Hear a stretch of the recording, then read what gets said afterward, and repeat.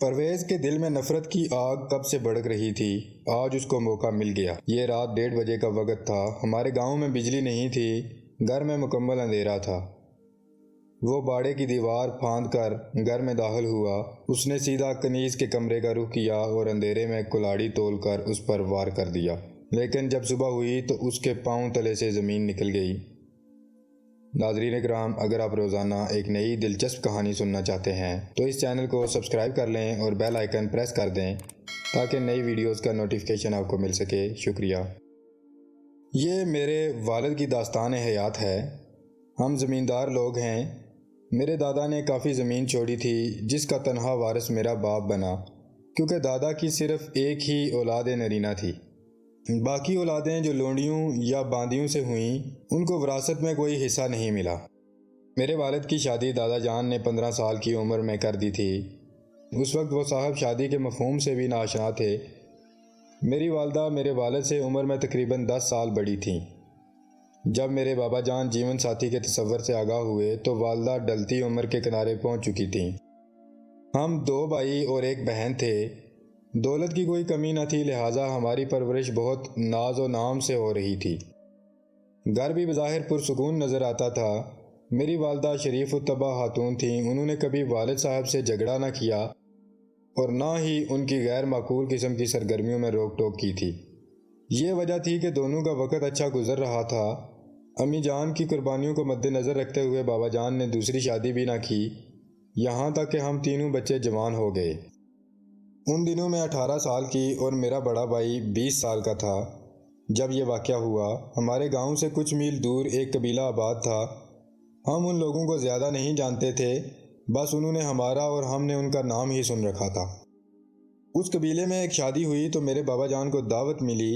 یہ دعوت انہوں نے بابا جان کو اس لیے بھجوا دی تھی کہ وہ علاقے کے معزز لوگوں میں شمار ہوتے تھے۔ چونکہ قبیلے والے بابا جان کو ایک باعزت شخص گردانتے تھے، انہوں نے بڑی آؤ بھگت کی اور نکاح کے وقت کچھ آدمیوں کے ہمراہ ان کو بھی اندر کمرے میں بھیج دیا کہ آپ دلہن سے نکاح کا عندیہ لے لیں۔ نیز مولوی صاحب نے بھی کہا کہ آپ چونکہ بزرگ ہیں اس لیے آپ لڑکی سے پوچھیں کہ تم کو فلاں کے لڑکے کے ساتھ رشتہ منظور ہے یا نہیں۔ جب میرے بابا جان نے اس دلہن کنیز سے پوچھا کہ تجھ کو فلاں ابن فلاں کے ساتھ یہ نکاح منظور ہے تو لڑکی نے صاف انکار کر دیا اور کہا کہ مجھے ہرگز یہ شخص بطور شوہر منظور نہیں ہے، میرے ساتھ زبردستی ہو رہی ہے۔ یہ سنتے ہی وہاں برادری میں شور مچ گیا۔ لڑکی کے باپ اور بھائیوں نے کلاڑیاں سونت لیں کہ آج ہم اس کے ٹکڑے کر ڈالیں گے، کیونکہ اس نے بڑی برادری میں ہماری عزت خاک میں ملا دی ہے۔ اس دن اگر بابا جان بطور معزز مہمان موجود نہ ہوتے تو یقیناً وہ دلہن اسی وقت قتل ہو جاتی، مگر قبیلے والے مہمان کی بات کا احترام کرنے پر مجبور تھے۔ بابا جان نے کہا کہ دیکھو بھائیو، یا تو تم مجھ کو اس شادی میں مدعو نہ کرتے، اور اب اگر تم نے مجھے اس قدر عزت بخشی ہے تو میری رائے کا احترام بھی تم پر لازم ہے۔ تم لڑکی کو قتل نہیں کرو گے۔ میں اس لڑکی کی جان کی امان چاہتا ہوں، باقی جو شرط تم رکھو وہ مجھے منظور ہے۔ کچھ مردوں نے شور مچایا کہ نہیں ایسا نہیں ہو سکتا، ہم ایسی عورت کی زندگی کی امان نہیں دے سکتے، اس کا قتل کیا جانا ہی ٹھیک ہے تاکہ آئندہ کبھی کوئی عورت اس قسم کی جرت دوبارہ نہ کر سکے۔ لڑکے والے خاص طور پر اس بات پر اڑے تھے کہ دلہن کنیز کے بھائی اس کو فوراً قتل کر کے خود تھانے میں پیش ہو جائیں۔ دلہن کے باپ نے کہا غیرت مند کے لیے پھانسی کا پھندہ شجاعت کا نشان ہوتا ہے، کم از کم برادری اور قبیلے والے تو ایسے مردوں پر فخر کرتے ہیں، باقی قانون کیا کہتا ہے اس کی ہم کو پرواہ نہیں۔ بڑا ہنگامہ ہوا۔ بابا جان کسی صورت لڑکی کے قتل کیے جانے پر آمادہ نہ تھے۔ وہ اس دروازے کی چوکھٹ پر سے ہٹتے ہی نہ تھے۔ بابا جان کے اصرار اور سمجھانے پر بالآخر کنیز کے باپ اور بھائیوں نے کلاڑیاں نیچے کر لیں، لیکن انہوں نے لڑکی کو اپنے گھر رکھنے سے انکار کر دیا۔ بابا جان نے لڑکی کی جان بخشی کے عوض اپنے پلے سے تاوان کی رقم جو انہوں نے برادری کے مشورے سے طے کی ادا کر دی اور کنیز کو اپنے گھر لے آئے۔ کنیز بڑی خوبصورت تھی۔ وہ اندھیرے کمرے میں بیٹھتی تو اس کا چہرہ ایسا چمکتا تھا کہ جیسے تاریکی میں دیے کی لو۔ جب وہ بابا جان کے ساتھ گھر آئی تو اس کو دیکھ کر ہم سب کی آنکھیں چکا چوند ہو گئیں۔ میری بہن اس کو دیکھ کر بہت خوش ہوئی کہ گھر میں اس کی ہم عمر آ گئی تھی، مگر ماں کا رنگ کنیز پر نظر پڑتے ہی سنا گیا اور وہ دل پر ہاتھ رکھ کر جہاں کھڑی تھیں وہیں بیٹھ گئیں۔ مردہ آواز میں اتنا پوچھا کہ یہ چھوکری کون ہے؟ بابا جان نے جواب دیا، شہزادی رنج نہ کر، یہ تو 2 دن کی مہمان ہے، آج یہاں رہے گی، صبح ہوتے ہی چلی جائے گی۔ لیکن صبح ہوتے ہی بابا جان نے اس 16 سال کی روپ متی سے نکاح کر لیا، اور میری ماں ان کے دل سے ایسے اتر گئی جیسے کوئی اپنے تن سے میلے کپڑے اتار کر پرے پھینک دیتا ہے۔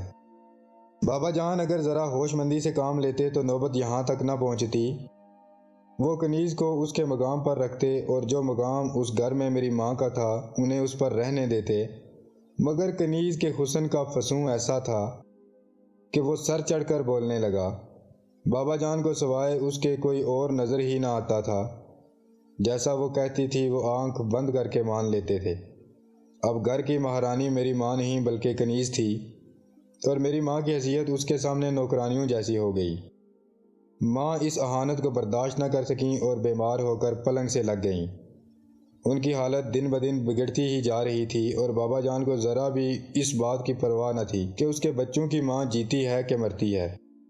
ماں گل گل کر ہماری آنکھوں کے سامنے ختم ہو رہی تھیں، اور بابا جان انہیں ڈاکٹر کو دکھانے کے بھی روادار نہ تھے، جیسے وہ خود یہی چاہتے تھے کہ وہ جلدی ہی اپنی آگ میں جل کر ختم ہو جائے۔ اس پر کنیز تھی کہ پاؤں زمین پر نہ رکھتی تھی۔ ہم سب کو بھی وہ اپنا نوکر اور غلام ہی سمجھتی تھی۔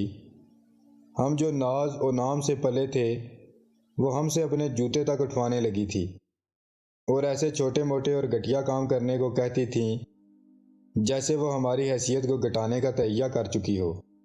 اگر ہم اس کا حکم نہ مانتے تو بابا جان ہم کو برا بھلا کہتے اور مارنے تک سے گریز نہ کرتے۔ ہمارا جیب خرچ انہوں نے بند کر دیا تھا اور کہہ دیا تھا کہ تمہیں جس چیز کی ضرورت ہو، جو کچھ مانگنا ہو اپنی چھوٹی ماں سے مانگو، تمہارا جیب خرچ بھی وہی تم کو دے گی۔ برداشت کی حد ہو چکی تھی۔ ہمارے نانا، ماموں اور چچا بھی نہ تھے کہ ہم ان کے یہاں بھاگ جاتے۔ رہنا یہیں تھا اور بے عزتی نہ سہی جاتی تھی۔ ماں مردہ ہڈیوں کا ڈھانچہ بنی بستر پر سوکھ رہی تھی۔ وہ میرے والد کے ماموں کی بیٹی تھی اور باپ کی طرف سے ترکہ میں بہت کچھ لائی تھیں۔ اس کے باوجود میرے بے وفا باپ کے ہاتھوں اب کوڑی کوڑی کو محتاج ہو چکی تھیں۔ ماں کے تمام زیورات کنیز کے قبضے میں تھے۔ میری معصوم بہن جب ماں کو ایسی حالت دیکھتی تھیں تو رو رو کر دیوانی سی ہو جاتی تھی۔ میرا بھائی پرویز غصے کا بہت تیز تھا۔ بے شک وہ ابا جان کے سامنے زبان نہیں کھول سکتا تھا، لیکن اس کو باپ کی اس بڑھاپے کی شادی کا بہت صدمہ تھا۔ وہ مجھے کہتا تھا کہ میں اب مزید برداشت نہیں کر سکتا، میں کنیز کو جان سے مار ڈالوں گا۔ یہ ڈائن ہے جس نے ہماری خوشیوں کو نگل لیا ہے، اور میں اس کو تسلی دیتی کہ صبر کرو، بابا جان کی زندگی کتنے روز کی ہے، اس کے بعد ہم کنیز کو دیکھ لیں گے۔ ایک دن بابا جان زمینوں کا حساب دیکھنے جا رہے تھے کہ انہوں نے ہم دونوں کو بھی اپنے ساتھ لیا اور کھیتوں پر آ گئے۔ ہماری زمین گاؤں میں تھی اور گھر 30-40 میل کے فاصلے پر تھا۔ بابا جان نے کہا کہ فصلوں کا حساب کتاب کرنا ہے اور مزاروں میں ان کا حصہ تقسیم کرنا ہے، لہذا چند دن یہاں رہنا ہوگا۔ ایک دن گزارا میں بڑے بھائی پرویز کی بے چینی کو محسوس کر رہی تھی۔